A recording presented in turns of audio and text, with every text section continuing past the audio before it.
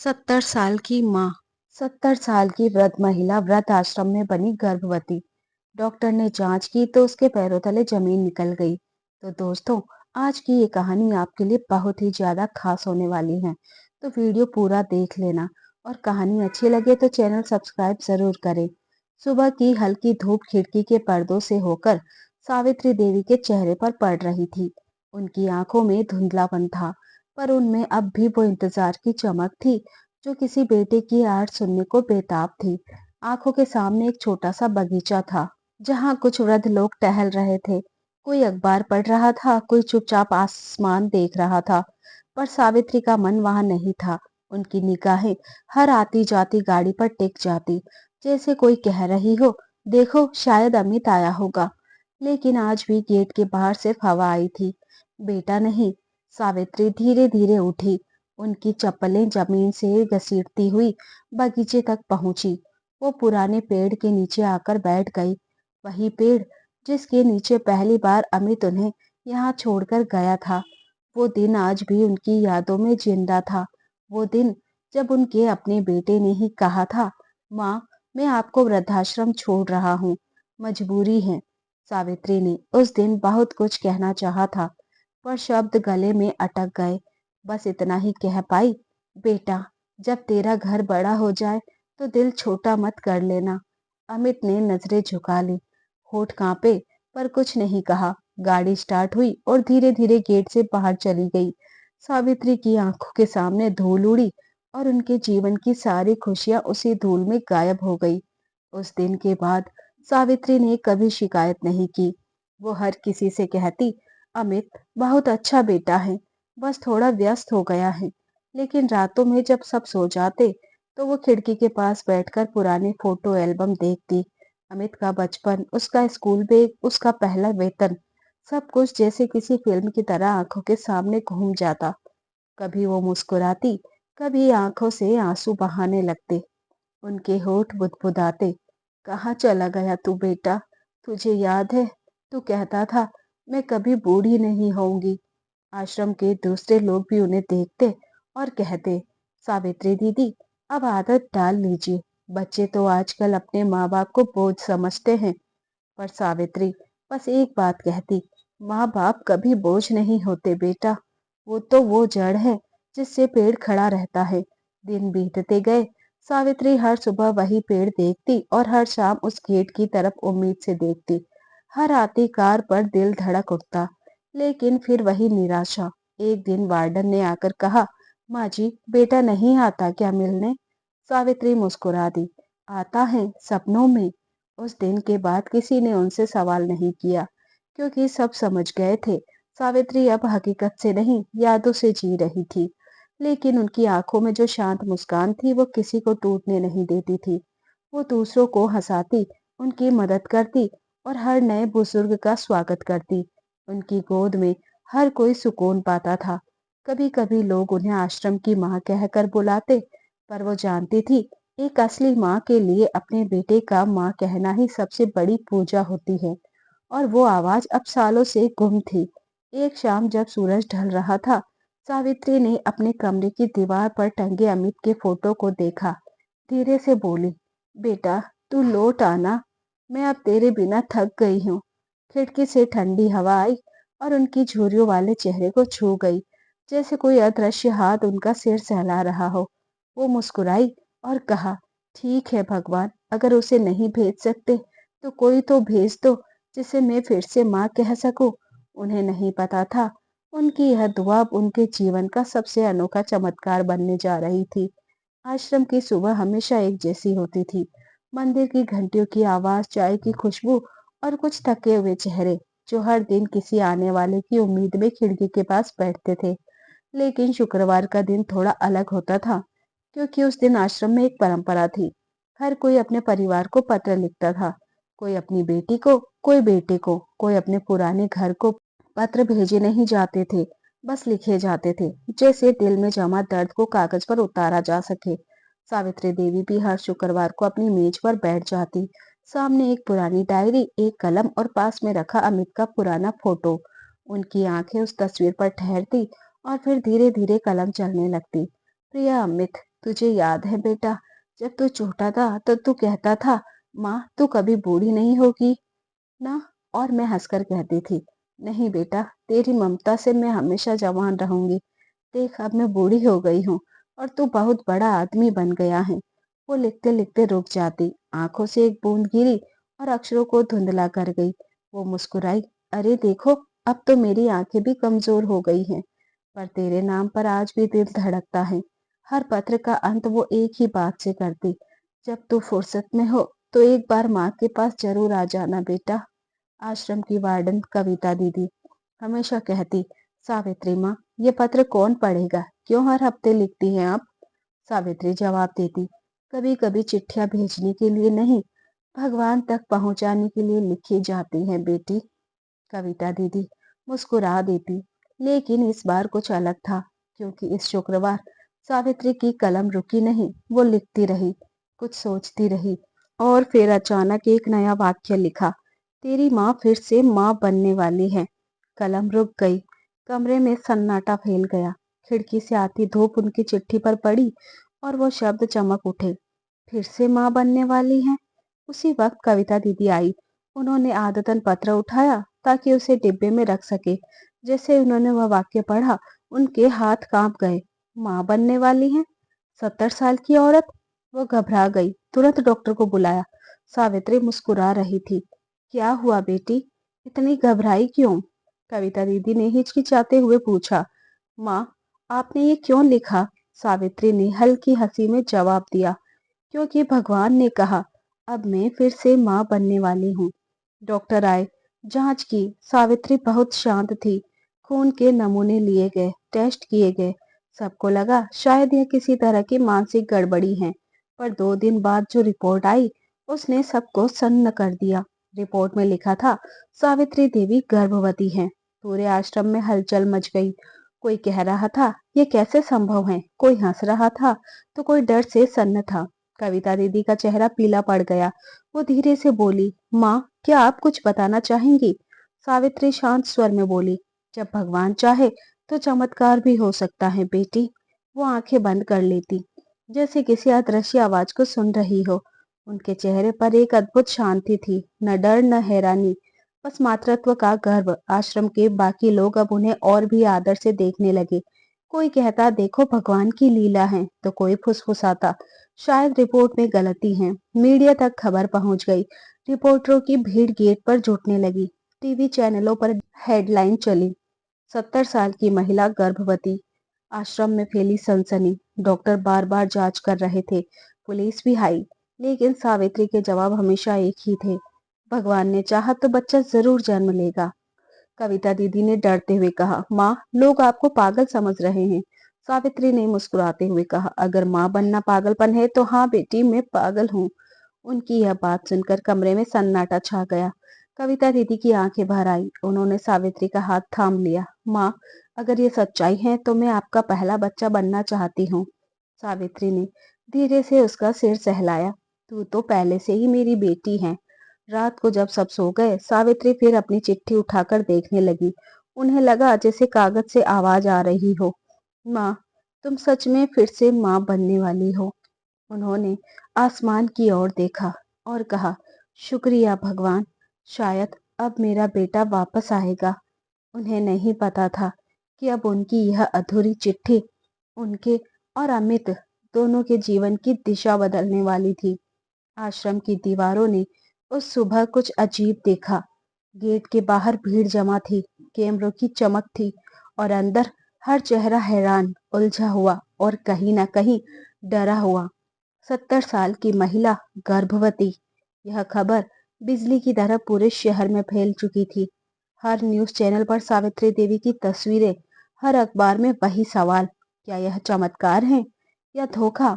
Warden कविता दीदी बार बार gate पर जाकर लोगों को समझाने की कोशिश कर रही थी, कृपया शोर मत कीजिए, ये वृद्ध महिलाएं हैं, बीमार पड़ जाएंगी। पर कौन सुनता, हर किसी को बस एक ही जिज्ञासा थी, सच क्या है? डॉक्टरों की एक पूरी टीम दोबारा जांच के लिए आई। रिपोर्ट्स फिर से बनवाई गई। अल्ट्रासाउंड मशीन आश्रम के कमरे में लगाई गई। सावित्री उस पल भी पूरी शांति से बैठी थी। उनके चेहरे पर न डर था, न बेचैनी, बस एक हल्की मुस्कान थी, जैसे उन्हें पहले से पता हो कि क्या लिखा है उनकी किस्मत में। एक डॉक्टर ने धीमे स्वर में पूछा, माँ जी, क्या आप बता सकती हैं कि ये कैसे हुआ?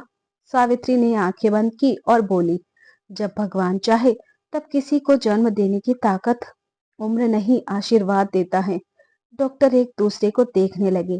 किसी ने सिर झटक दिया, किसी ने कहा यह तो मनोवैज्ञानिक भ्रम है, पर कोई भी उस शांति को झूठ नहीं कह पा रहा था जो सावित्री के चेहरे पर थी। कविता दीदी पास बैठी और धीरे से बोली, माँ, क्या सच में आपको लगता है कि आप गर्भवती हैं? सावित्री ने मुस्कुराते हुए कहा, बेटी, ममता कोई उम्र देखकर नहीं आती। मैं बस इतना जानती हूँ कि मेरे भीतर कुछ नया जन्म ले रहा है, चाहे वो बच्चा हो या उम्मीद। उनकी इस बात ने कविता दीदी को निशब्द कर दिया। उन्हें महसूस हुआ जैसे उनके सामने कोई साधारण औरत नहीं, बल्कि कोई देवी बैठी हो जो समय से परे है। पर आश्रम के बाहर माहौल बिगड़ने लगा था। मीडिया वाले अंदर घुसने की कोशिश कर रहे थे। कुछ न्यूज़ चैनल तो डीएनए टेस्ट की मांग कर रहे थे। कई लोग मजाक उड़ा रहे थे। बुढ़ापे में रोमांस, 70 की दादी बनी माँ। वार्डन के पास अब पुलिस का फोन आने लगा। इंस्पेक्टर शर्मा ने कहा, हमें ये केस देखना पड़ेगा क्योंकि ये सामान्य नहीं है। उस शाम पुलिस आश्रम में आई। इंस्पेक्टर ने सीधे सवाल किया, सावित्री देवी, आपसे कुछ पूछना है। वो बोले, क्या आपकी किसी से संबंध है? कोई व्यक्ति बाहर से आता है मिलने? सावित्री ने आंखें खोली, मुस्कुराई और बोली, संबंध? हाँ है, भगवान से। पुलिस वाले एक दूसरे की तरफ देखने लगे। कविता दीदी घबरा गई। माँ, ये मजाक नहीं है, सावित्री ने शांत स्वर में कहा। बेटी, जो चीज भगवान का करिश्मा है उसे इंसान की गलती मत बना देना। कमरे में सन्नाटा छा गया। पुलिस कुछ भी नहीं कह पाई। इंस्पेक्टर ने सिर झुका लिया और बाहर चला गया। रात को सावित्री अपने बिस्तर पर लेटी थी। खिड़की के बाहर आसमान काला था, लेकिन उसमें एक चमकता तारा टिमटिमा रहा था। वो उसे देखती और धीमे से कहती, अमित, क्या तू अब भी मुझे याद करता है? अचानक उनके पेट में हल्की सी हरकत हुई। वो चौंक गई, फिर मुस्कुराई। देखा, भगवान, तूने तो सच्ची ममता लौटा दी। अगली सुबह जब कविता दीदी आई, सावित्री कमरे के बीचों बीच बैठी थी, आंखें बंद और हाथ पेट पर रखे हुए। उनके चेहरे पर ऐसा तेज था कि कमरे में दाखिल होते ही एक अजीब सुकून महसूस होता था। कविता ने झुक कर पूछा, माँ, कैसा लग रहा है? सावित्री ने कहा, जैसे कोई भीतर सांस ले रहा हो बेटी, जैसे फिर से कोई मुझसे कह रहा हो, माँ, मैं आ गया। कविता की आंखों से आंसू निकल पड़े। वो समझ नहीं पा रही थी कि ये भ्रम है, सपना है या सच। उधर मीडिया ने मामला और बढ़ा दिया था। टीवी पर बहस चल रही थी, क्या विज्ञान झुक गया ईश्वर के आगे, या ये किसी मेडिकल भूल का नतीजा है? पूरा शहर अब उस वृद्धाश्रम की ओर देख रहा था। लोग बाहर फूल चढ़ाने लगे, कोई उन्हें माँ दुर्गा कहने लगा, कोई माता सावित्री के नाम से भजन गाने लगा। कविता अब हर दिन सावित्री की देखभाल करती, लेकिन भीतर कहीं डर था। अगर ये सब भ्रम निकला तो, अगर सच निकला तो? एक दिन उन्होंने हिम्मत जुटाकर पूछा, माँ, अगर सच में आप माँ बन गई तो क्या सबसे पहले अमित को बुलाएंगी? सावित्री की आंखें चमक उठी। बिल्कुल बेटी, वो मेरा पहला बच्चा है। मुझे यकीन है जब उसे पता चलेगा तो वो जरूर आएगा। उन्होंने आसमान की ओर देखा। कभी कभी भगवान अजीब रास्ते बनाता है बेटा। शायद मैं फिर से माँ नहीं बन रही, मैं अपने बेटे को फिर से पा रही हूँ। कविता दीदी ने उनकी आंखों में झांका। वो समझ गई, यह कोई पागलपन नहीं, यह वो ममता थी जो मौत को भी मात दे सकती है। और सच ही तो था। अब सिर्फ सावित्री नहीं, पूरा आश्रम प्रतीक्षा में था। प्रतीक्षा उस चमत्कार की जो या तो विज्ञान को शर्मिंदा करेगा या फिर एक बेटे को अपनी माँ तक वापस ले आएगा। उस दिन सुबह का माहौल कुछ अलग था। आश्रम के बाहर फिर भीड़ लगी थी, लेकिन इस बार कैमरों से ज्यादा लोगों की जुबानें बोल रही थी। हर किसी के होठों पर एक ही खबर थी, टीवी पर देखो, वही 70 साल वाली माँ। उसकी कहानी अब सारे देश में गूंज रही थी। अखबारों की सुर्खियां, सोशल मीडिया पर तस्वीरें, हर जगह सावित्री देवी का नाम। कोई कहता चमत्कार, कोई कहता धोखा, पर सबकी निगाहें एक ही चेहरे पर थी, जिसकी झुर्रियों में भक्ति थी और आंखों में अटूट विश्वास। इसी बीच शहर के दूसरे कोने में एक आलीशान घर के ड्राइंग रूम में टीवी चल रहा था। टीवी पर वही चेहरा दिखा, सावित्री देवी का। सामने सोफे पर बैठा एक आदमी अचानक सन्न रह गया। वो था अमित।